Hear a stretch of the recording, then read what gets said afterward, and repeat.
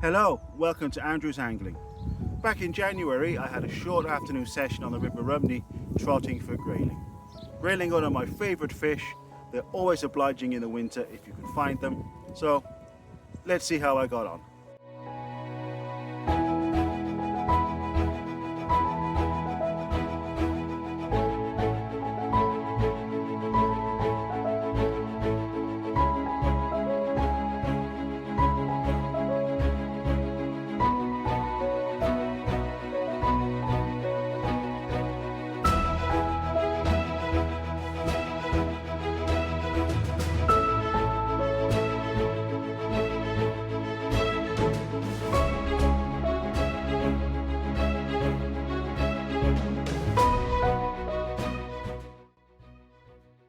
When choosing a swim on the river, what I'm looking for is steady water. I'm avoiding the worst of the rapids. I'm not too worried about the overall depth, as I've caught grayling in some quite shallow runs. The main thing is, I want steady water. I tend to use quite light tackle when going for grayling, so 3-pound main line, hook lengths between 2, 2.5, and generally quite small hooks.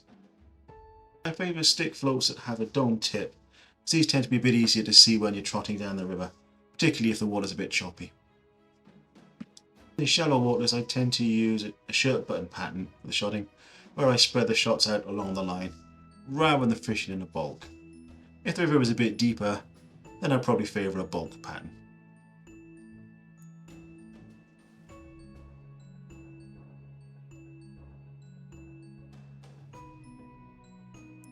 So the hooks I use tend to be quite small, so here I've gone for a Drennan Silverfish pellet hook in a size 18.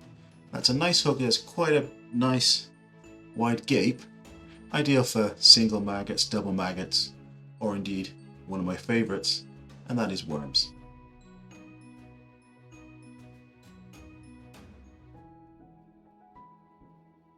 My standard tactic when I first start fishing is to trot through just a worm. So no loose feed, no maggots, nothing goes in, just use a worm.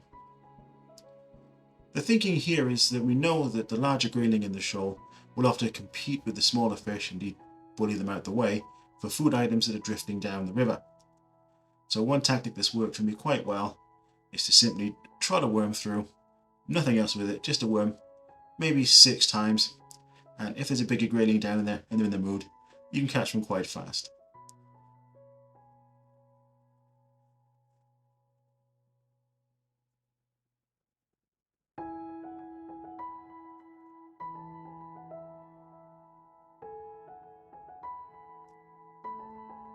So when trotting, you want to try to keep the float going down the river in a nice straight line. The other important thing is grayling tend to sit on the bottom, and so you want your bait trundling at least close to the bottom. So what I do is simply several casts out, and every time I bring it in, I just increase the depth by a few inches until the bait starts dragging on the bottom, and that'll pull the float under, or I start catching fish. So you need to make a bit of a guess at first how deep the water is, and then from there adjust it slowly until you get it just right. So no fish on the worm, so let's try maggots. You don't want to feed too many maggots at any one go. If you do, that's likely just to bring in the trout.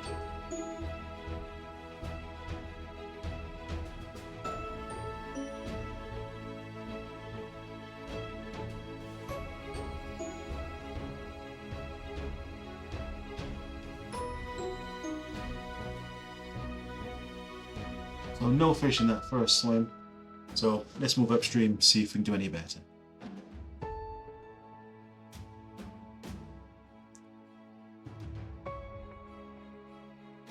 So again I found a spot here near the bridge where the water is a little bit deeper than surrounding, and I've caught grayling here before.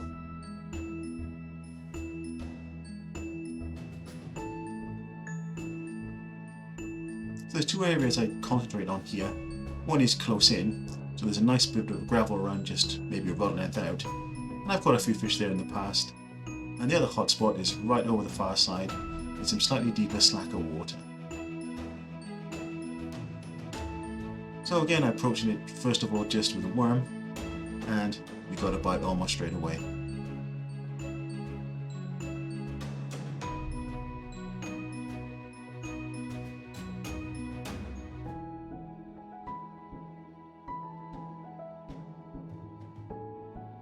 So what have we got? Unfortunately, it's an out of season trout.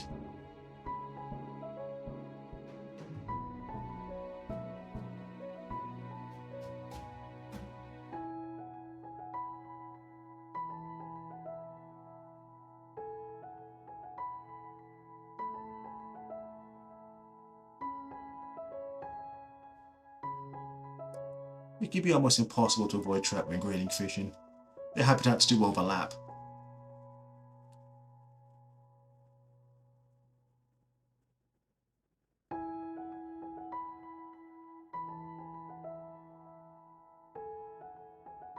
One thing you notice when catching trout is that they shake their heads quite violently. A trout, when you feel it on the line, you can tell.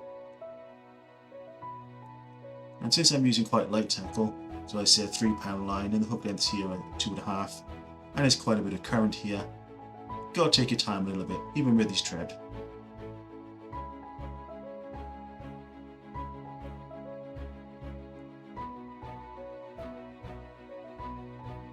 So in this swim, we started off with worms as we did before, and then we tried maggots. So feeding a few maggots quite regularly, trolling through with a single maggot and double maggot, keep changing things up till you find some fish, and we're getting bites, getting fish, and here's something a little bit bigger, but I can tell by the feel on the rod, this is going to be another trout. Again, gotta take your time. These are not huge fish, but once they get in that flow, you can easily pull the hook out. So just take my time.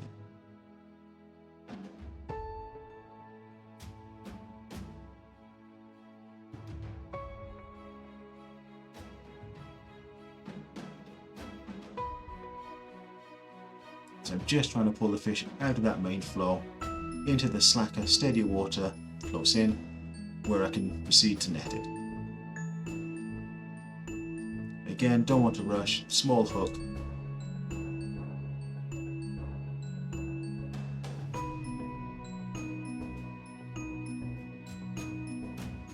I think it's almost ready. There we go, slipping into the net.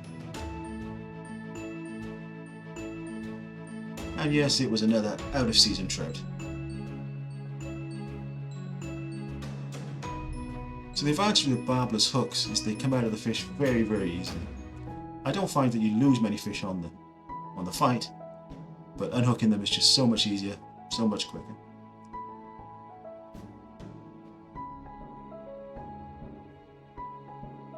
And again, another very violent fish, good scrap.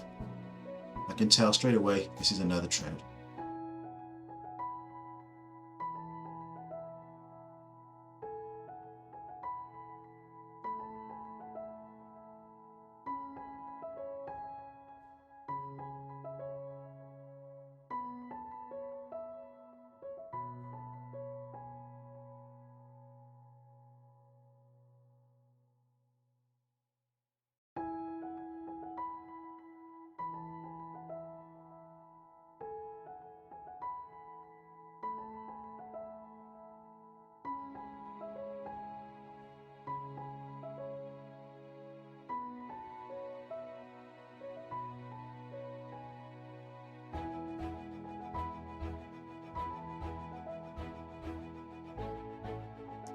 There you are, another trout on red maggots. Again, the hooks just pop out fairly quickly.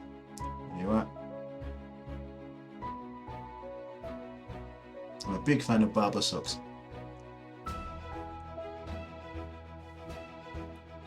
Finally, we had a bite. It is a grayling.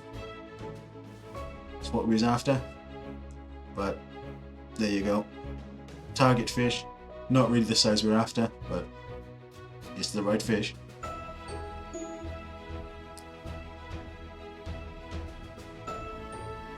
So after really getting pestered by trout, we moved on further upstream, and bang. Immediately I could tell this is a better fish.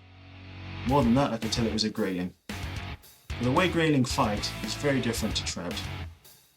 So grayling do shake their heads, but they seem to do it not quite as violently as trout do. And the other thing is that grayling don't fight in the same way as trout, who use their muscles to really plow off. Grayling tend to do that to some extent, but they use that flow. Big grayling will get in the flow, open its fin, and just use the flow of the water to put some pressure on them. So the important thing is using light tackle and specifically small hooks, size 18, got to take my time. Grayling are notorious for shedding the hooks on the fly. I've done that a few times, it's just part of the game.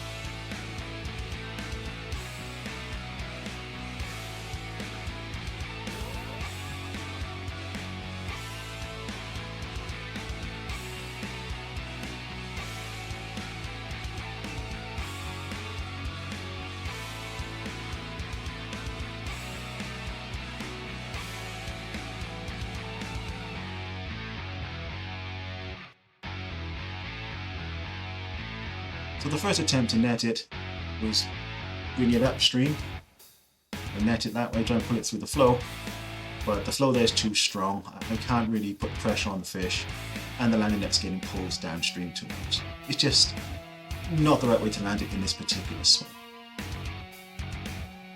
So we're going to have to change tactics a little bit, and the method is to bring it upstream and then try to put the net behind it and let the current take the fish into the net.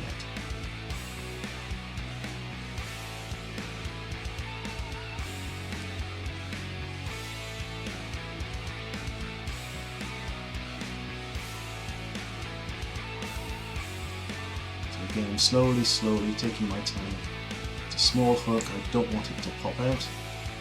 And this is where the rod choice comes in vital.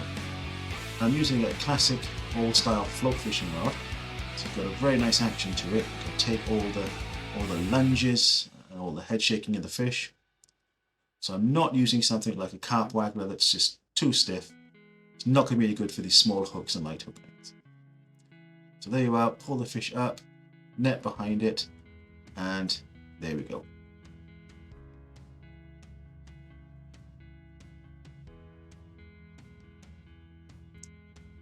So let's see what we've got. So I knew it was a grayling, certainly over a pound. I reckon at this point, £1.5 pounds or so. But let's get it out of the water, get it weighed, see what happens.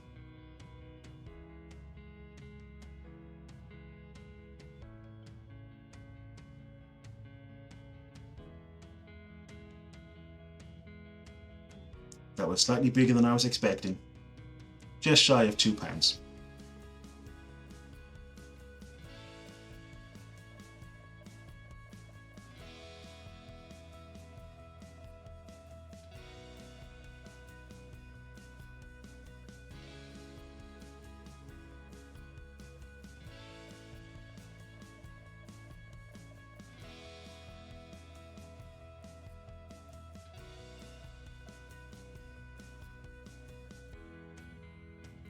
So grayling are never the easiest fish in the world to handle. They're just always fighting, always flapping. With a bit of care, there you go.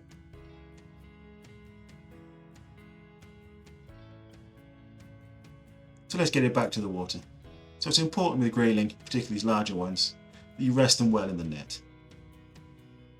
Tend to rest them for at least 10 minutes before putting them back.